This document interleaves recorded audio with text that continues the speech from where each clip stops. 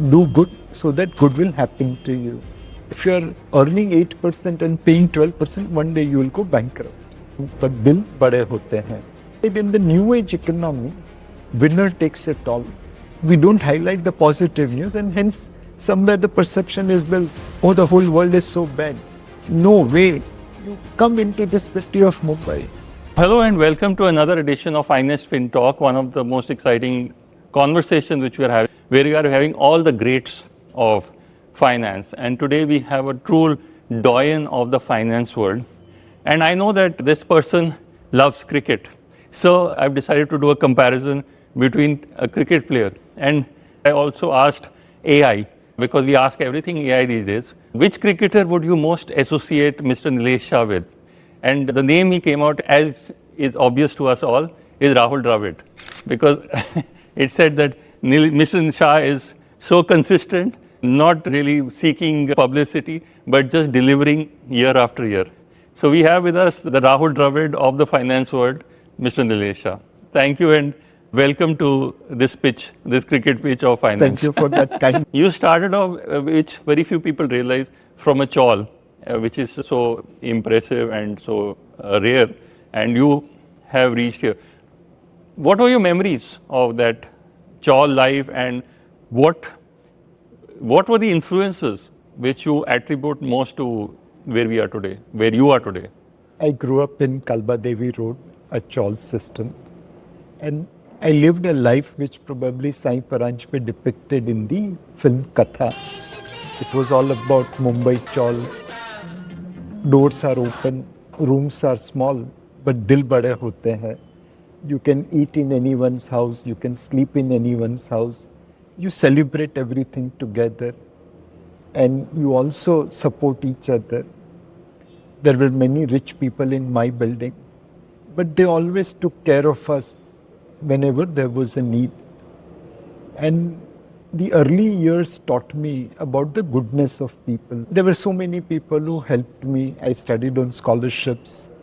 Everyone was there to help us, guide us, support us. And I think that's the most beautiful part of Mumbai's CHAWL. Room chote ho, but dil. Obviously, the biggest influence has come from my mother. When my father died at an early age, I went to my mom and said, I will stop studying and start working.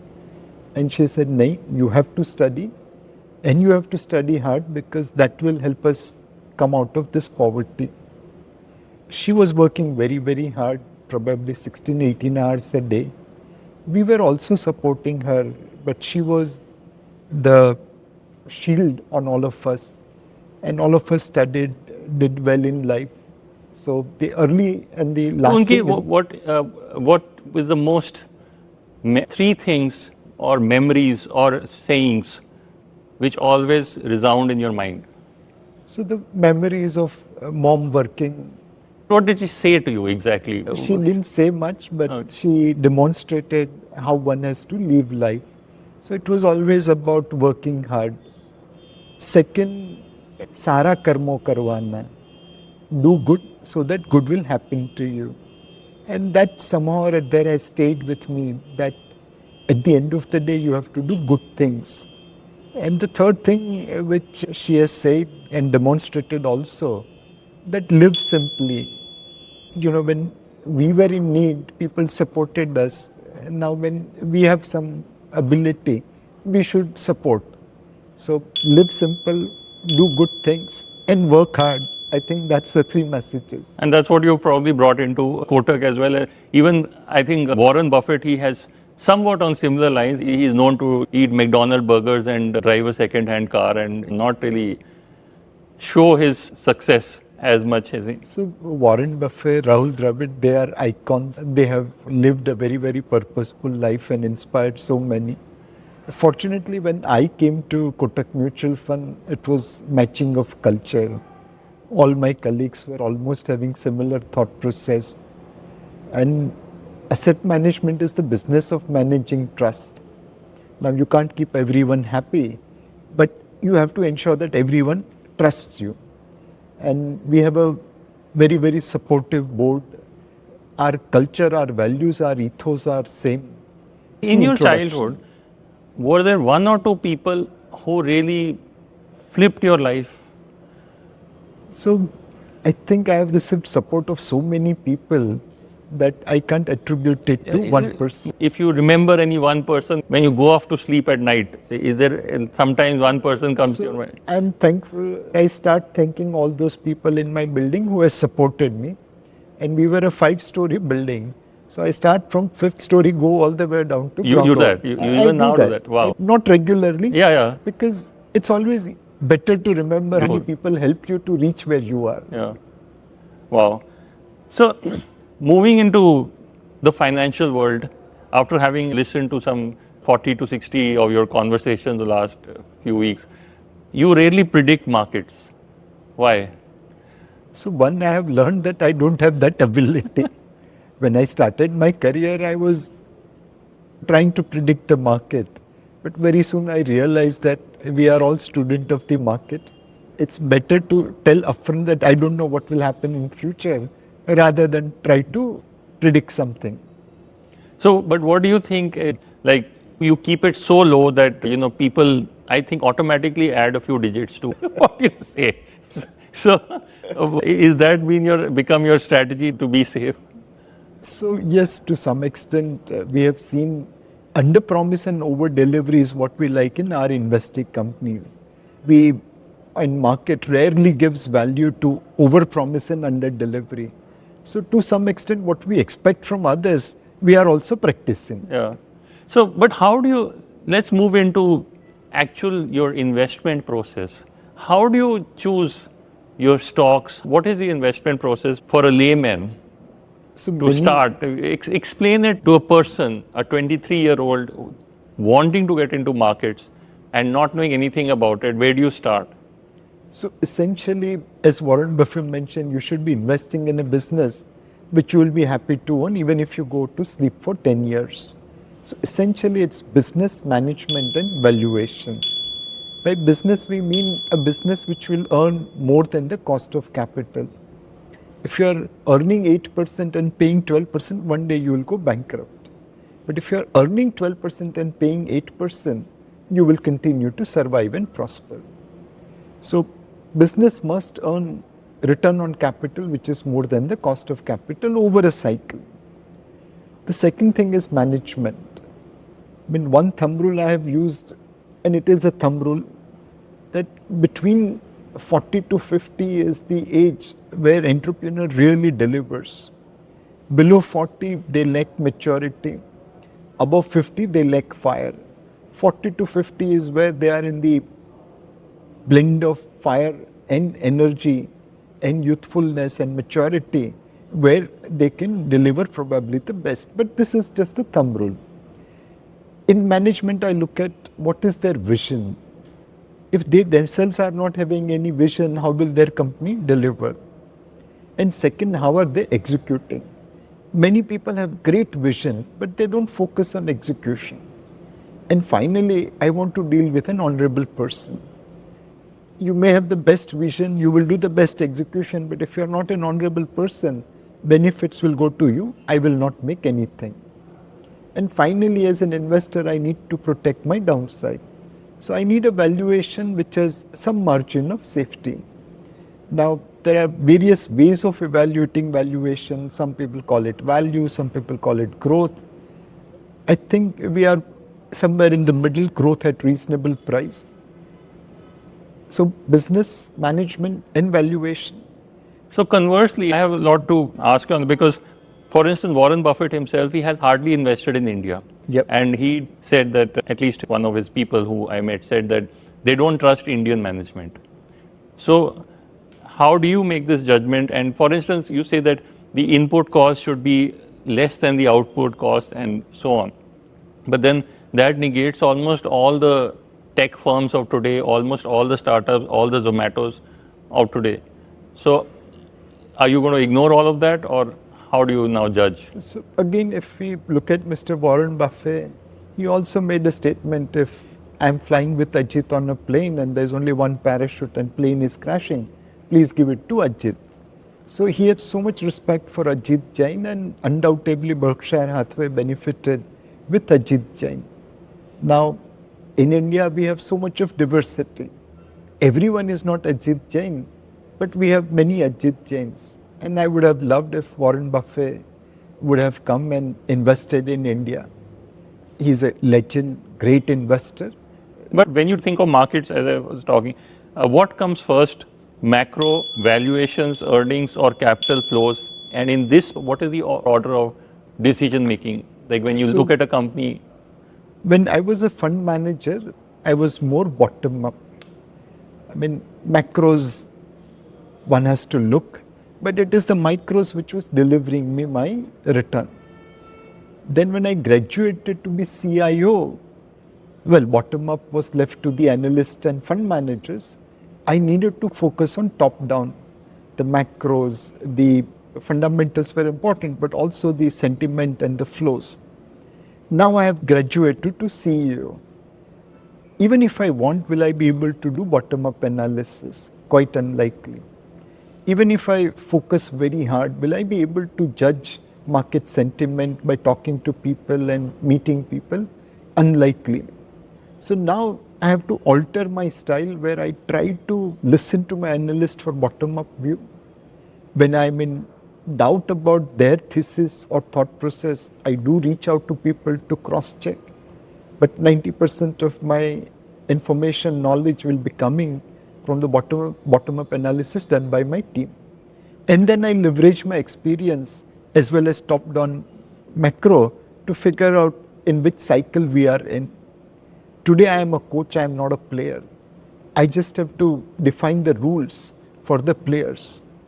I'll tell them if bouncer comes, you can play hook shot, you can duck. If a short ball comes, you can pull, you can cut.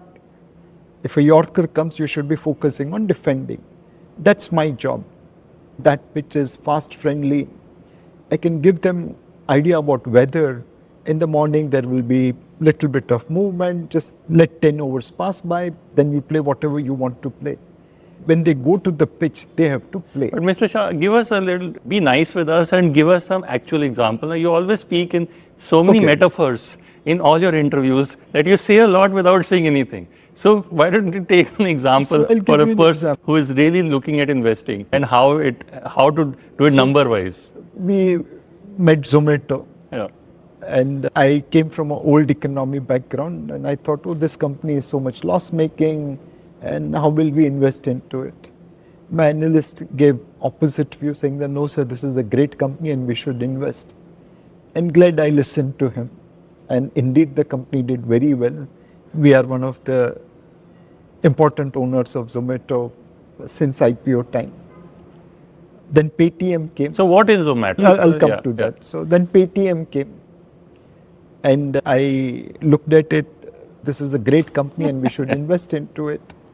And my analyst said, sir, undoubtedly this is a great company, but the margin of safety is lower. So we will evaluate it post-listing, not on listing. My analysts were right both times. I was wrong both times. So I had realized that now I need to learn how to evaluate this companies. My old experience is not working. So I went out to some people who were kind enough to teach me. And he said, in the new age economy, winner takes it all. The margin of first player like Naukri.com, the leader, is substantially higher than number 2 player like Monster, and number 3 and number 4 are probably loss making. So you have to bet on the winner. How do you find a winner? Well, apart from business model and management, they will require access to capital. You could have best manager, best business model, but someone can steamroll you in new age economy with the capital. And finally, there should be a path to profitability. So for Zomato or any other company, the way to evaluate is, in your opinion, how many Indians will order food? Second, what kind of money they will spend? And third, your investing company, how much share they will have in that overall volume. Then you define their cost structure and arrive at what kind of profitability they can make. Now this is a wild imagination, but every quarter they come with the numbers. You put those numbers into play to figure out, are they reaching the destination which you have mapped out early or later? If they are reaching early, then you should be a buyer of that stock. If they're reaching late, then stay away from that stock. So essentially, you try to build an hypothesis. As Warren Buffett mentioned, your buying reasons could be put in just one piece of paper, one single sheet, that's good enough. So we make life complicated. In reality, it is far, far simple. Okay, that is, I think, more specific than you've been in the last 20 or 30 interviews. So thank you for that. You're very much pro about asset allocation. And that is the flavor of the month these days. You know, US and Mr. Trump every day is having new theater and dollar, no dollar, de-dollarization, non-dollarization, gold, silver. So what are the non-negotiable rules in your framework in terms of asset allocation? How do you do it? What is your suggestion to a regular investor who is generally stock market exposed the maximum and a little bit of gold and probably some property? What do you suggest? So essentially, in last 30 years, we have seen that many people chase momentum. What worked in last 6 months will work in next 6 months. And invariably, that results into disaster. Many a times people invest without looking at what they want to do, where they want to be. There's no goal. So paisa for why?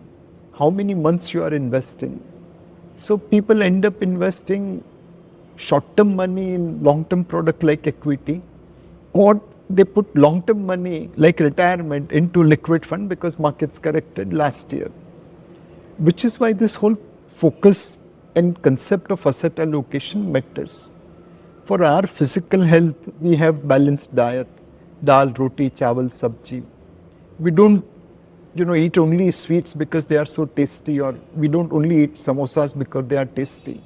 There is a balanced diet which creates physical health. The same balance is required for creating financial health. Please invest based on your time horizon, based on your risk profile. Invest across debt, equity, precious metal, real estate. Invest in India, invest abroad. I'm going to be a little bit poking you because you're always so diplomatic. Is the US on its way down? I don't think so.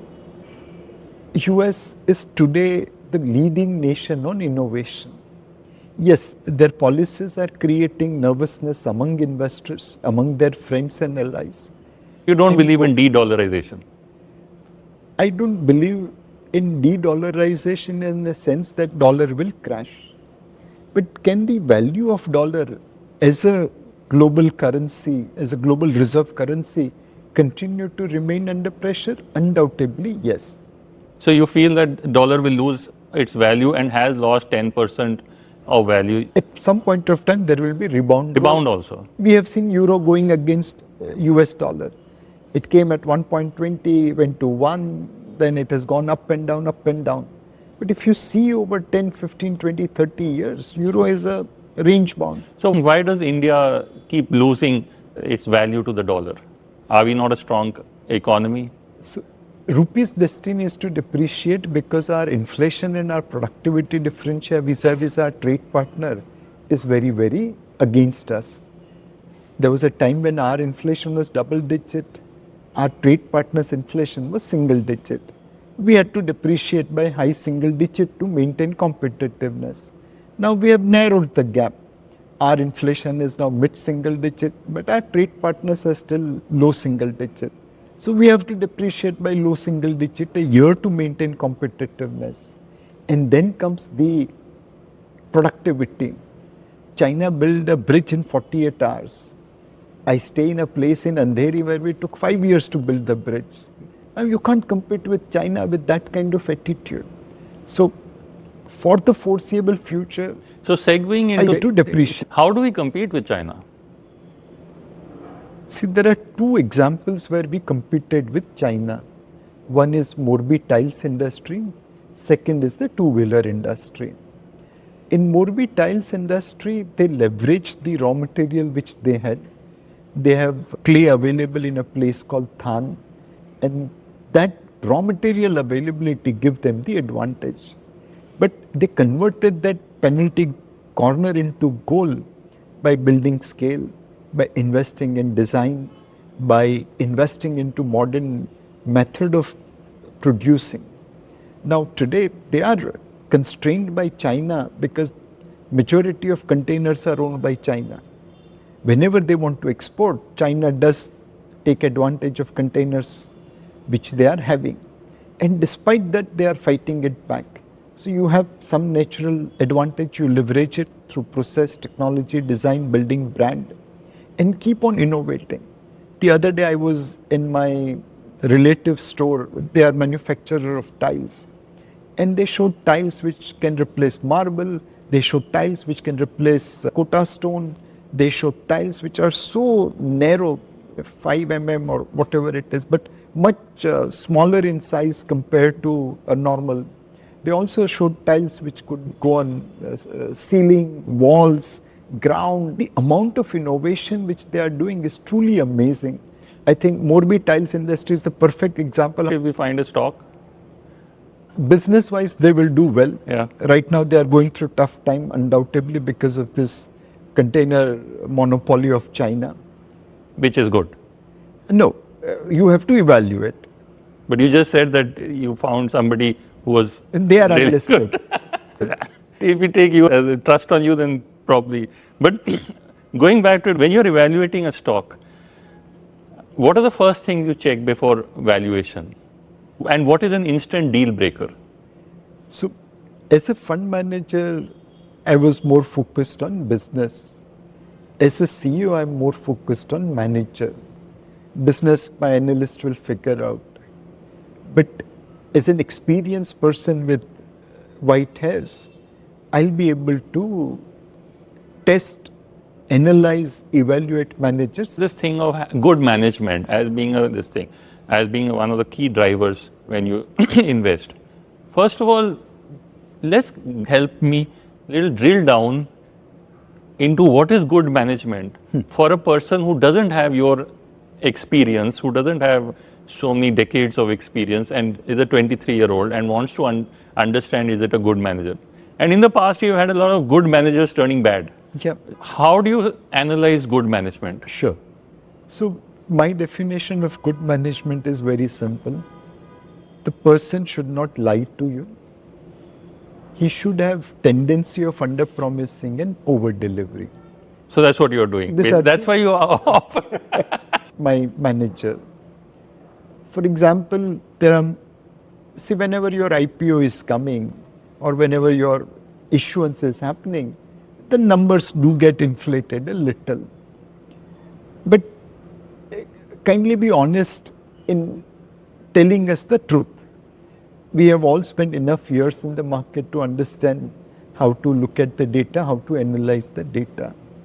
And whatever they say, I'm going to do a test check with someone, either their competitor, their vendor, their supplier, someone who knows them. In today's connected world, it's so easy to find out about a person. So I want to deal with a manager who is honest, transparent, and whose tendency is to underpromise and overdeliver. So tell us, say, 5 companies who you feel you like their management. So we can't give stock-specific recommendations. So people will convert whom I like as a management. This is not a stock recommendation, but this is just who Mr. Nilesh Shah likes as management. So again, look at an entrepreneur who has vision, who is executing well. The top name comes Mukesh Ambani. Single-handedly, he has made India on the refining side, on the petrochemical side, on the renewable energy side, a force to reckon with. I mean, the kind of execution he has done is truly amazing. So how could he do it when there were so many others also in the petrochemical industry? What did he do differently? So many years ago when I joined ICICI, we had a legendary chairman called H.T. Parekh. He had given a loan to Dhirubhai Ambani. And someone asked him, this was when Dhirubhai Ambani was not known as Dhirubhai Ambani, he was just very fresh into business. And someone asked Hasmukh, how did you decide to lend to Dhirubhai Ambani? And the legend in ICICI is that Hasmukh Bhai's answer was, any aankh mein chamak aati. There was a spark in the eye of an entrepreneur, and that's why I lent money. So my limited point is that Mukesh Ambani and Dhirubhai Ambani, they are great entrepreneurs because one, they are able to create scale. Even when India had license permit Raj and which were making factories and businesses of uneconomical size, they went for size. They went for competitiveness. Today, their manufacturing cost is comparable to the best in the world. The refinery at Jamnagar, it is the most complex refinery in the world which can process any kind of crude. So what many companies will throw away as a byproduct or a waste, they will be even able to refine it and get something out of it. So I think that obsession with scale and cost is what differentiates an entrepreneur vis-a-vis. So who else do you feel, apart from Mr. Mukesh Ambani, why haven't other people, why are we moving towards this Korean CHAWL kind of scenario in which there are only 3 or 4, mega businesses and there's nobody else? In Korea today, I believe 5 CHAWLs contribute 40% of GDP directly and 40% of GDP through their vendors and ecosystem. After reaching where Korea is, 80% GDP is constituted by just few handful of names. Vietnam, the same thing. About 1/4 of GDP comes from a foreign company called Samsung. In India, that is not the case. Are we moving towards that? See, we all have this anti-establishment mindset.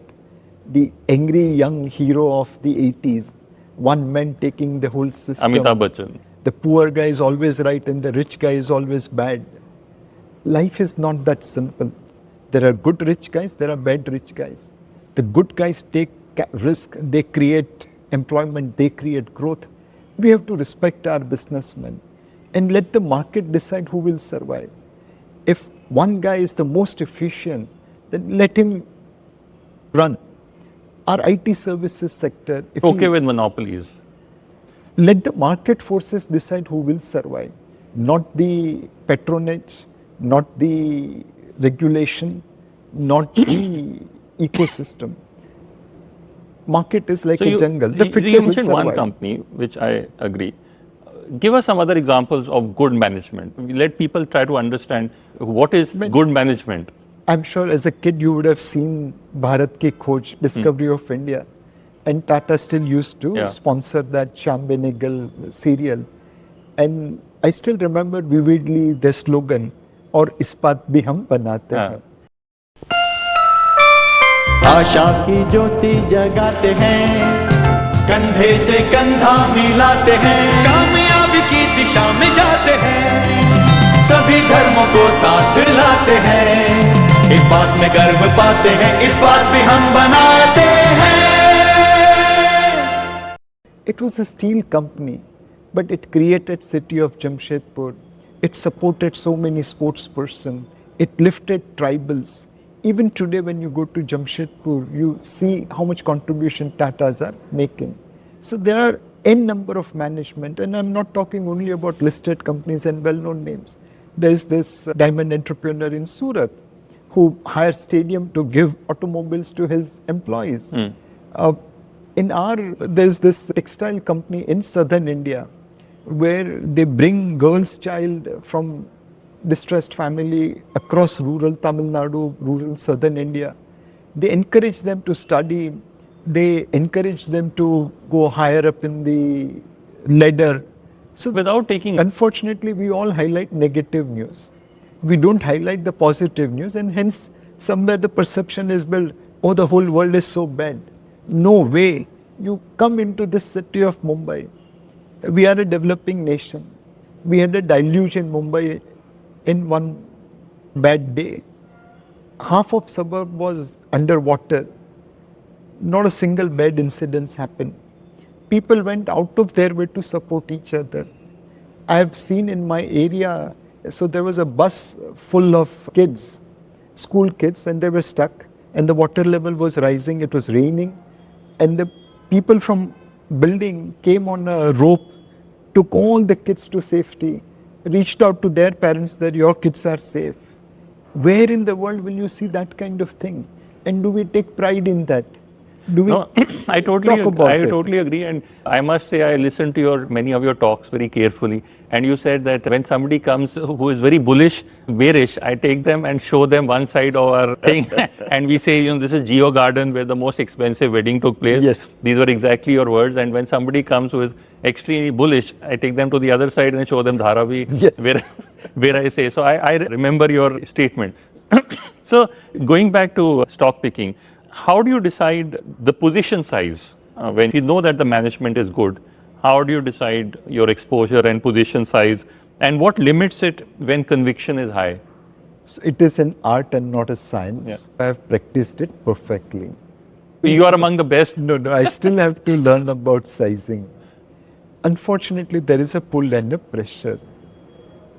No matter what our track record might be, but for our investors, distributors, last 1 year, last 2 year, last 3 year performance matters. And which is why sometimes we have to keep that pressure in mind while building our positions. It is my job to protect against those pressure. And like for example, right now if we see my small cap fund, it's not doing well. It's right at the bottom of the peer group on a 1 year basis, on a 3 year basis. This probably has happened first time in my investing career where my funds are right at the bottom on a 1 year and 3 year basis. And when I evaluate this, where did we go wrong? So we picked up certain stocks. They delivered great return in first and second year of when we picked them up. And while those stocks were looking expensive, we thought the underperformance will get corrected within 12, 18 months. And those positions would have find it difficult to build. So we stayed with it. Now those positions have become, now those delivery instead of 12, 18 months has exceeded 3 years plus, which is why on a 1 and 3 year basis I am at the bottom, but at the 5 year basis I am still doing well. Now, where did we make mistake? We put all our portfolio on a longer term compounding. I think with the benefit of hindsight, I would have retained some of the positions, not all of the positions. I would have sold some of the positions and moved into new positions. So again, sizing is an art. I'm learning it every day. But most importantly, the thumb rule is let your profits run and cut your losses. But when? Moment you realize you are wrong, just take a U-turn. Realize that you are wrong. Few things. One, your expectations are belied consistently. The management is a liar. There are governance red flags reflected in annual accounts, reflecting in their behavior, reflecting in the way they are passing their resolutions. So essentially, you keep your radar's antennas open to find, are there any red flags, behavior, books of accounts, market feedback, and then take a call. So that was part 1 of my conversation with Mr. Nilesh Shah. Don't forget to subscribe to listen to the part 2, which we are going to shortly upload.